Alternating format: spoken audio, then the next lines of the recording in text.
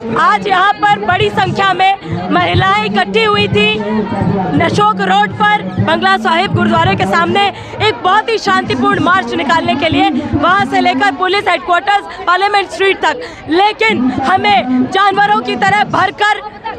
पूरी बर्बरता के साथ हमें ग्रोप करते हुए, मैन हैंडल करते हुए बसों में जानवरों की तरह भर के हमें यहाँ पर लाया गया है। ये देश, ये सरकार, ये दिल्ली पुलिस, ये प्रशासन हमें साफ संकेत दे रहे हैं कि जब महिलाओं के साथ हरासमेंट होगा, जब भी महिलाओं के साथ जुर्म की वारदात होगी, तो उन्हें न्याय देने की बजाय ये पूरा तंत्र इस सरकार के जो हरासर्स हैं, जो रेपिस्ट हैं, जो नेता हैं, उनका लठैत बनते हुए, उनका रक्षा करते हुए पूरी सरकार और तंत्र में दिखाई पड़ेगी। आज इतना समय हो चुका है, जो रेसलर्स फेडरेशन ऑफ इंडिया है, जिसमें जो हमारी फीमेल रेसलर्स हैं, काफ़ी समय से ये मांग उठाती आ रही है कि उनके साथ हरासमेंट हुआ है। लेकिन क्योंकि बृजभूषण बीजेपी का नेता है, बीजेपी का सांसद है, यूपी से है, और यूपी में योगी जी की सरकार है, जिसको कहा जाता है, जिसके आने के बाद कानून व्यवस्था में क्रांतिकारी परिवर्तन आ गए, उन पे केस है, उस बृजभूषण पर केस है। तो पूरा सिस्टम बृजभूषण को बचाने में लगा हुआ है।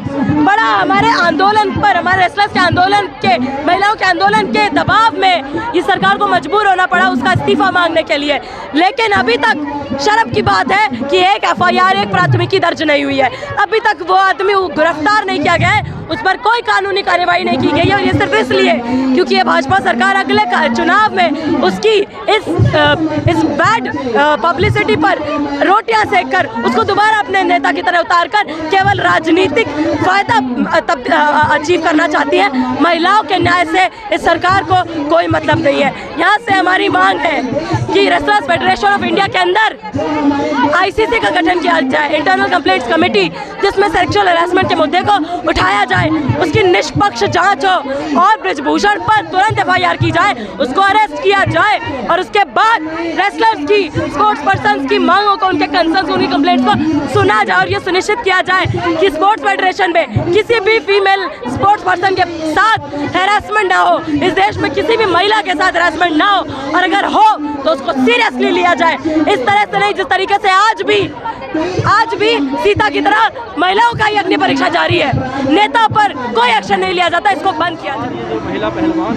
वो यहाँ पे दिल्ली के जंतर मंतर पर मौजूद है, बैठी हैं, दिन रात एक करके बैठी हुई हैं, और ऐसे में क्या लगता है इंसाफ मिल पाएगा? देखिए, इन्होंने एक बहुत महत्वपूर्ण एक्सपीरियंस को आगे पब्लिक डोमेन में अपने संघर्ष के दौरान दिखाया है, और ये बहुत ही महत्वपूर्ण उनका एक स्ट्रगल है। आज महिला संगठन जो दिल्ली शहर में काम करते हैं, हम उनके समर्थन में आए हैं, तो जायज़ सी बात है उन्होंने एक चिंगारी की रूप पे उनका संघर्ष उभर के आया है, और बाकी महिलाएं इस देश में इनके संघर्ष को बहुत ध्यान से देख रहे हैं। तो एक क्लियर मैसेज जा रहा है पब्लिक डोमेन में कि जो भाजपा सरकार है वो महिला सुरक्षा को लेकर, आम महिलाओं के अधिकार को लेकर एकदम कमिटेड नहीं है, सीरियस नहीं है। ये मैसेज बहुत क्लियरली जा रहा है इन रेसलर्स के संघर्ष के से। अब बात ये है कि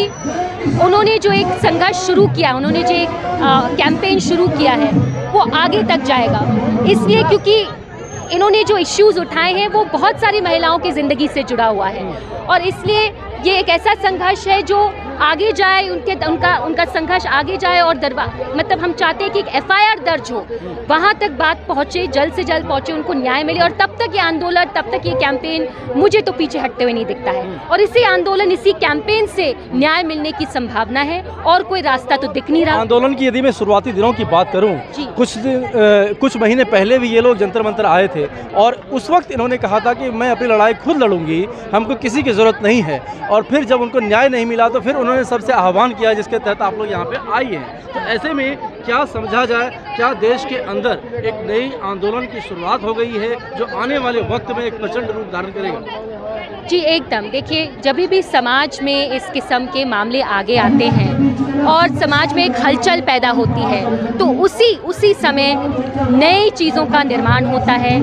नए रास्ते बनाए जाते हैं, और इसी उम्मीद के साथ आज बड़ी बड़ी संख्या में आम संगठन, आम महिलाओं के संगठन, बाकी जन संगठन यहाँ पे पहुँचे हैं विमेन रेसलर्स के संघर्ष के समर्थन में। देखिए, मैं इसलिए भी इस बात को जोर देना चाहती हूँ कि ये एक वर्क प्लेस, आप जब काम पे हैं, ये महिला स्पोर्ट्स विमेन है, वो अपने काम के दौरान, अपने प्रोफेशनल लाइफ के दौरान इस किस्म के खराब माहौल वातावरण में जिसमें उनके साथ यौन उत्पीड़न हो रहा है, बार बार हो रहा है, ऐसे माहौल में उनको प्रोफेशनल स्पोर्ट्स पर्सन बनने के लिए कहा जा रहा है। और उसी तरीके से बहुत सारी महिलाएं अपने अलग अलग ऑफिसेज में, अपने अलग अलग कारखानों में, बहुत सारे जगहों में काम करते हैं और उनके साथ दिन प्रतिदिन शोषण होता है, यौन शोषण होता है, कभी मालिक के हाथ होता है, इत्यादि। तो जाहिर सी बात, एक पूरा एक वातावरण है जो अनसेफ है, वर्क प्लेस अनसेफ है, और इसलिए ये संघर्ष उस तौर पे भी बहुत मायने रखता है और बहुत आगे जा सकता है, क्योंकि इतनी सारी महिलाओं के वर्किंग लाइफ, उनकी आम जिंदगी से जुड़ा हुआ है। तो इसलिए इस संघर्ष से बहुत कुछ सीखते हुए बाकी महिलाओं के आंदोलन भी चलते रहेंगे और तीव्रता के साथ आगे बढ़ेंगे। मैं जैसे एक बात कहूँगी, ऐसे पूरे संघर्ष को देखते हुए टीवी पे दिल्ली जैसे शहर में ही कहीं ना कहीं महिलाएं जागरूक होंगी, जो यहाँ पे महिला संगठन आई हैं, वो ये बात लेके अपने अलग अलग गलियों में, कॉलोनीज़ में लेके जाएंगे कि देखिए आज ये बड़ी बड़ी महिला रेसलर्स के साथ हो रहा है और वो संघर्ष कर रही है, वो आवाज़ उठा रही है और हमें उनके आंदोलन को मजबूती देनी है। बातें तो ये भी आ रही है कि जिस वक्त ये कार्य हुआ था, जिस तरीके से आप शोषण की बात कर रहे हैं, महिला शोषण की बात कर रहे हैं, जिस वक्त ये ऐसा केस हुआ था तो उसी वक्त मांग होनी चाहिए, उसी वक्त जांच की व्यवस्था होनी चाहिए। ये तो बहुत दिन के बाद ऐसा प्रारूप तैयार हो रहा है, इसमें कहीं ना कहीं राजनीति भी बहुत है। देखिए, आंदोलन के अलग अलग कड़ी होते हैं। एक समय ऐसा जो यहाँ पे महिला संघर्ष की बात कर रहे हैं, जो न्याय अभी मांगा जा रहा है, जी, जिस वक्त उनके साथ में ऐसी हरकतें हुई तो क्या उस वक्त आवाज़ क्यों उठाई गई? जी, एकदम ये सिस्टेमिक फेलियर की बात है। देखिए, अगर आप कंप्लेंट कर रहे हैं रेसलिंग फेडरेशन के स्ट्रक्चर के अंदर, तो वहीं पे उस कंप्लेंट को सीरियसली लिया जाना चाहिए था। हर प्रोफेशनल काम की जगह पे कंप्लेंट्स कमेटी होनी चाहिए, ठीक है, जिसके लिए 2013 में कानून बनाया गया वर्क प्लेस हरासमेंट के खिलाफ। और अगर इस किस्म की प्रॉपर इंस्टीट्यूशंस होते जो ऐसे यौन उत्पीड़न, सेक्सुअल हैरेसमेंट के केसेस को सीरियसली कार्रवाई करती रेसलिंग फेडरेशन के अंदर या किसी भी स्पोर्टिंग या किसी भी ऑफिस या दफ्तर के अंदर, वो स्ट्रक्चर मजबूत होता, वो एक कमिटमेंट होता कि काम की जगह पे इस किस्म का माहौल नहीं होना चाहिए, ये महिला विरोधी है, तो जाहिर सी बात है शुरुआती दौर पे ही इन महिला रेसलर्स को न्याय मिल सकता था अपने ही इस इंस्टीट्यूशन के अंदर ही, स्पोर्टिंग फेडरेशन के अंदर ही। उनको यहाँ बाहर इतने दरवाजे नहीं खटखटाने पड़ते जैसे उनको करना पड़ता है।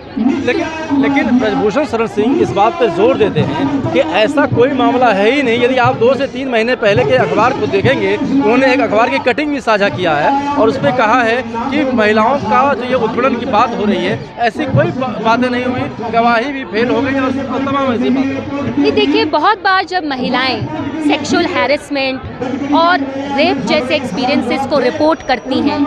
सबसे पहले तो बहुत हिचक के बोलती हैं, 10 बार सोचते हैं, क्योंकि हमें पता है कि प्रिसाइसली ये रिएक्शन आएगा कि यही झूठ बोल रही है, ऐसा तो नहीं हुआ था। ये शर्मनाक बात है कि जो लोग पावर में हैं, जिन लोगों के पास वो अथॉरिटी है, वही सबसे पहले होते हैं इन सारे एक्सपीरियंसेस को खारिज करने वाली। और इसलिए महिलाएं आगे बढ़ती जाती है, उनको बहुत बार इस किस्म के रास्ते अपनाने पड़ते हैं इस चीज़ को सिंपली साबित करने के लिए कि हाँ, हमारे साथ ऐसा हुआ था। अब देखिए, आप सोचिए कि अगर किसी को एक महिला के साथ सेक्सुअल हैरेसमेंट करना है तो वो बहुत बार खुलेआम नहीं करेगा, बंद दरवाजों के पीछे किया जाता है, बंद दरवाजों के पीछे किया जाता है और उसको बहुत बार छुपाया जाता है और कंप्लेंट को सीरियस लिया नहीं जाता है। इसका मतलब ये नहीं कि यही महिलाएं झूठ बोल रही है। अरे, इनको अंतर्राष्ट्रीय स्तर पे, नेशनल लेवल पे कंपटीशन में जाना है, उनके पास टाइम नहीं है कि वो एक मैन्युफैक्चर्ड कंप्लेंट या झूठ बोलेंगे। उनको अपने गेम से, अपने प्रोफेशन से मतलब है और उसको परस्यू करते समय उनको उनके साथ गलत हुआ है तो जाहिर सी बात है वो बोलेंगे झूठ, वो बोल रहे हैं, महिलाएं नहीं। जिस प्रदेश से ब्रजभूषण शरण सिंह आते हैं, उस प्रदेश में कानून व्यवस्था को लेकर बड़ी बड़ी कवायदें बोली जाती है। साथ ही अभी के दौर को हम देखें तो इस दौर में स्पष्ट दिखाई देता है कि अपराधियों के लिए कोई जगह नहीं है, मिट्टी में मिला दिया जा रहा है। देखिए, बहुत समय पहले हमने ये नारे सुने और इन्हीं नारों के साथ ये सरकार अपना 2nd टर्म जीती भी है कि हम एक अपराध मुक्त समाज बनाएंगे, अपराध मुक्त भारत बनाएंगे, बेटी बचाओ बेटी पढ़ाओ, सारे ये जो नारे हमें दिखते हैं। पर बात ये है कि अगर आप उनका ट्रेंड देखें, जब से वो सरकार चला रहे हैं, तो ये बहुत साफ निकल के आया है कि एक भय मुक्त वातावरण पैदा किया गया है, अपराध मुक्त नहीं, एक भय मुक्त वातावरण पैदा किया है कि आप अलग अलग चीज़ों के अपराधी हो, लेकिन आपको छूट है, आपको बचाया जाएगा, ना तो आपके खिलाफ FIR दर्ज होगी, ना तो आपके खिलाफ एक ठोस इंक्वायरी होगी। और अगर इस किस्म का न्याय एक अपना जर्नी शुरू कर चुका है, अगर न्यायपालिका अपना काम कर भी रही है, तो जो फैसला दिया जाता है उसको रिवोक किया जाएगा। जैसे बिल्किस बानो का मामला देख लीजिए, जिस किस्म के उनके अक्यूज को रिहा किया गया, तो ये इससे क्या मैसेज जा रहा है? इससे क्या मैसेज जा रहा है कि आप अपराध करें और आपके खिलाफ ना तो एक्शन लिया जाएगा, अगर एक्शन लिया जाएगा तो उसको ठुकराया जाएगा और आपको जल्दी निकाला जाएगा जेल से। आपके पार्टी के अंदर इतने सारे एक्यूज्ड लोग हैं विमेंस पे वायलेंस के केसेस में, उनके खिलाफ ना तो आपकी पार्टी इंटरनली एक्शन लेती है, और जब पब्लिक डोमेन में ये बात आती है कि इस पार्टी के नेता ने ऐसा किया है, तो आप कुछ करते नहीं है। तो इसका मतलब क्या है कि आपका कोई कमिटमेंट नहीं है महिलाओं की सिक्योरिटी, महिलाओं के अधिकार को लेकर, सारे खोखले नारे हैं। और आपने एक वातावरण जानबूझ के पैदा किया है कि अपराधी भय मुक्त तरीके से घूम सकते हैं और उनका कोई डर नहीं। भय मुक्त से कहने का मतलब बेखौफ घूम सकते हैं। दूसरी बात यह है कि आप मुझे बताइए कि जिस तरीके से ये आंदोलन धीरे धीरे 1 दिन 2 दिन 4 दिन में आज ये प्रचंड रूप धारण कर रही है, तो क्या आने वाले दिनों में ये और एक विशाल रूपरेखा इसकी तैयार? उम्मीद तो यही है कि ये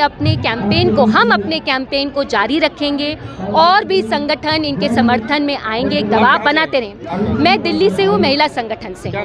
मेरा नाम माया है और संगठन का नाम है संघर्षशील महिला केंद्र। तो दिल्ली के अलग अलग जगहों में, कोनों में हमारा काम है और उन्हीं दुख दर्द को लेकर सब इन सारी बातों को समझते हुए आज हम विमेन रेसलर्स के समर्थन में आए हैं। ये कैंपेन और भी बहुत आगे जा सकता है, जैसे मैंने कहा, ये आम महिलाओं के मुद्दों से बहुत नज़दीकी से जुड़ा हुआ है। आगे जाने का पूरा उम्मीद है, कोशिश रहेगा कि जल्द से जल्द ऐसा दबाव बने कि एक FIR दर्ज हो और हाई पावर्ड इंक्वायरी भी।